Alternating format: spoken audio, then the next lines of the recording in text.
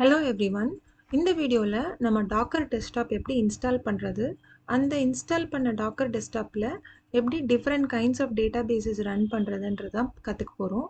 First Docker desktop install பண்ணிடலாம். அதுக்கு Docker desktop for Windows அப்படின்னு கொடுத்தீங்கன்னா இந்த ஃபர்ஸ்ட் வர லிங்க் கிளிக் பண்ணீங்கன்னா அந்த Docker Docs வெப்சைட்டுக்கு போகும். அதில் Docker Desktop for Windows அந்த லிங்க் கிளிக் பண்ணிங்கன்னா உங்களுக்கு Docker Desktop இன்ஸ்டாலர் டவுன்லோட் ஆகும். ஸோ நமக்கு இங்கே Docker Desktop இன்ஸ்டாலர் டவுன்லோட் ஆயிடுச்சு. இப்போ அதை டபுள் கிளிக் பண்ணிக்கோங்க. ஓகே கொடுங்க. இப்போ உங்களுக்கு ஃபைல்ஸ் அன்பேக் பண்ண ஆரம்பிக்கும். இதை அன்பேக் பண்ண பிறகு இன்ஸ்டால் பண்ணும். இன்ஸ்டால் பண்ண பிறகு எப்படி சைன்இன் பண்ணுறதுன்னு நம்ம பார்க்கலாம். இன்ஸ்டாலேஷன் சக்சீட் ஆயிடுச்சு. இதை க்ளோஸ் பண்ணிவிட்டு இங்கே டாக்கர் டெஸ்க்டாப்னு இருக்கும், அதை டபுள் கிளிக் பண்ணிங்கன்னா டாக்கர் டெஸ்க்டாப் ஓப்பன் ஆகும். ஸோ இந்த விண்டோ வந்த உடனே அக்செப்ட்னு கொடுத்துருங்க. ஸோ ஃபஸ்ட்டு வந்து நம்ம சைன்இன் பண்ணணும். நம்ம வந்து ஒர்க் இமெயில் அட்ரஸ் வச்சு சைன்இன் பண்ணலாம், இல்லை கூகுள் மூலமாகவும் நம்ம சைன்இன் பண்ணலாம். நான் கூகுள்னு சூஸ் பண்ணிக்கிறேன். கூகுள் சூஸ் பண்ண உடனே நம்ம மெயில் ஐடி கேட்டு அதுக்குண்டான க்ரெடென்ஷியல்ஸ் கேட்கும். நீங்கள் அதை கொடுத்து லாகின் பண்ணிக்கோங்க. Open docker desktop. இப்போ கொடுத்த உடனே நமக்கு எந்த ஆர்கனைசேஷனில் ஒர்க் பண்ணுறீங்க, அதுக்கப்புறமா வந்து என்னவா இருக்கீங்க, ஸ்டூடெண்ட்டா, அண்ட் எவ்வளோ இயர்ஸ் ஆஃப் எக்ஸ்பீரியன்ஸ் இருக்குது டாக்கர் கூட நமக்கு அப்படின்னு நம்ம சூஸ் பண்ணிக்கணும். அப்புறம் இங்கே நீங்கள் எதுக்காக வந்திருக்கீங்கன்றதுக்கு you can select learn and explore Docker. So இதெல்லாம் நீங்கள் செலக்ட் பண்ணிவிட்டு கண்டினியூ கொடுங்க.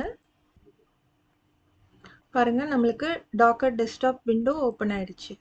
ஸோ இதுதான் வந்து டாக்கர் டெஸ்க்டாப் என்வாயர்மெண்ட். இங்கே தான் நம்ம கண்டெய்னர்ஸாக நம்மளோட டிஃப்ரெண்ட் டேட்டா பேஸஸை லோட் பண்ண போகிறோம். ஸோ இது வரைக்கும் நம்ம சக்ஸஸ்ஃபுல்லாக டாக்கர் டெஸ்க்டாப் இன்ஸ்டால் பண்ணிட்டோம். ஸோ நம்ம இப்போ அடுத்து கமெண்ட் ப்ராம்ப்ட் போயிடலாம். கமெண்ட் ப்ராம்ப்ட் ஓப்பன் ஆனதும் யூ ஜஸ்ட் கிவ் டாக்கர்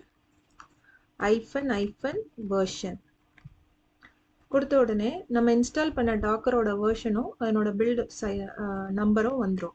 இப்போது we are sure that docker நமக்கு கரெக்டாக இன்ஸ்டால் ஆயிருக்குன்னு. இப்போ அடுத்து நம்ம பார்க்க வேண்டியது, இதில் நம்ம MySQL டேட்டா பேஸை எப்படி லோட் பண்ணுறது அப்படின்றதுக்கு அதுக்கு 2 கமாண்ட் வேணும். ஃபஸ்ட்டு MySQL அப்படின்ற அப்ளிகேஷன் இந்த டாக்கர் டெஸ்க்டாப்பில் ஒரு கண்டெய்னராக ரன் ஆகும். அப்போ அந்த கண்டெய்னராக ரன் ஆகும்போது அந்த கண்டெய்னருக்குள்ளே என்ன இருக்கும்னா MySQL அப்ளிகேஷன், அதனோட அசோசியேட்டட் லைப்ரரிஸ், அதனோட கான்ஃபிகரேஷன் ஃபைல்ஸ், இது எல்லாமே அந்த கண்டெய்னர் க்ரியேட் ஆகி அது உள்ளே ரன் ஆகும். ஸோ அந்த கண்டெய்னரை தான் நம்ம இப்போ க்ரியேட் பண்ண போகிறோம். அதுக்குண்டான கமாண்ட் இருக்குது, அந்த கமாண்டை நம்ம காப்பி பண்ணிக்கலாம். ஸோ டாக்கர் ரன், இது வந்து MySQL லேப் அப்படின்றது நம்ம MySQL கண்டெய்னரோட நேமாக கொடுக்குறோம். அதுக்கப்புறமா MySQLோட யூசர் நேம், பாஸ்வேர்ட், அது எந்த போர்ட்டில் ரன் ஆகணும் அதெல்லாம் கொடுத்துட்டு நம்ம கமாண்டாக கொடுக்குறோம். இந்த அப்படியே கமாண்டை காப்பி பண்ணி பேஸ்ட் பண்ணோன்னா ஃபஸ்ட்டு இது unable to findன்னு வரும். லோக்கலில் இல்லாததுனால அது புதுசாக புல் பண்ணுது. ஃபஸ்ட் டைம் இப்படி தான் இருக்கும். பாருங்க, புல் கம்ப்ளீட் ஆயிடுச்சு. So downloaded new year image for MySQL 8.0. So நம்ம சக்ஸஸ்ஃபுல்லாக கண்டெய்னரை க்ரியேட் பண்ணிட்டோம். டாக்கர் எக்ஸிக்யூட் -it MySQL லேப்ன்றது நம்ம கண்டெய்னர் நேம். அந்த MySQL உள்ள நம்ம ரூட்டுன்ற யூசர் நேமாக போகிறோம். இது கொடுத்த உடனே நம்மக்கிட்ட பாஸ்வேர்டு கேட்கும். பாஸ்வேர்டும் ரூட் தான். கொடுத்த பிறகு பாருங்கள், அந்த கமாண்ட் ப்ராம்ப்ட் MySQLாகவே மாறிடுச்சு. ஸோ இது வரைக்கும் நம்ம கமாண்ட் ப்ராம்ப்ட் இதில் இருந்தோம். இப்போ MySQL ஷெல்குள்ளே வந்துட்டோம். இப்போ இந்த MySQL ஷெல்குள்ளே போயிட்ட பிறகு நம்ம ஆக்சுவலாக எப்படி MySQL கூட ஒர்க் பண்ணுவோமோ அதே மாதிரி ஒர்க் பண்ணலாம். இப்போ MySQLல ஃபஸ்ட்டு என்னென்ன டேட்டா பேசஸ் இருக்குது அப்படின்னு எக்ஸ்ப்ளோர் பண்ணிக்கலாம். ஷோ டேட்டாபேசஸ், அது டிஃபால்ட்டாக இருக்கிற டேட்டாபேசஸை நமக்கு காமிக்கும். இப்போ நம்ம வந்து புதுசாக ஒரு டேட்டாபேஸ் கிரியேட் பண்ணோன்னா நம்ம கிரியேட் டேட்டாபேஸ், நம்ம டேட்டாபேஸ் நேம் காலேஜ் அப்படின்னு நான் கொடுக்குறேன். பாருங்கள், டேட்டாபேஸ் கிரியேட் ஆகிடுச்சு.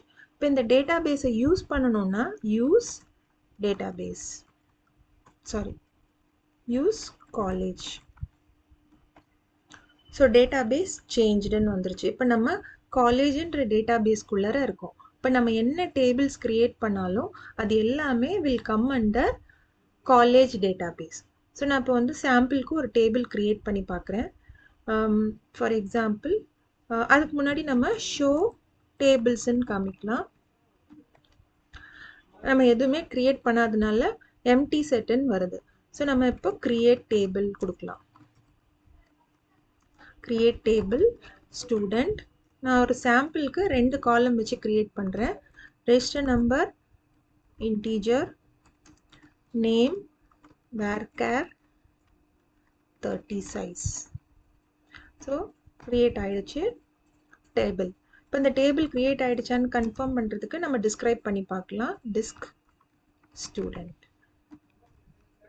பாருங்கள், டேபிளோட டிஸ்கிரிப்ஷன் காமிக்குது. ஸோ இந்த டேபிளில் ஜஸ்ட் ஒரு சாம்பிள் ரோஸ் இன்சர்ட் பண்ணோன்னா இன்சர்ட் இன்டு ஸ்டூடெண்ட்ஸ் வேல்யூஸ்,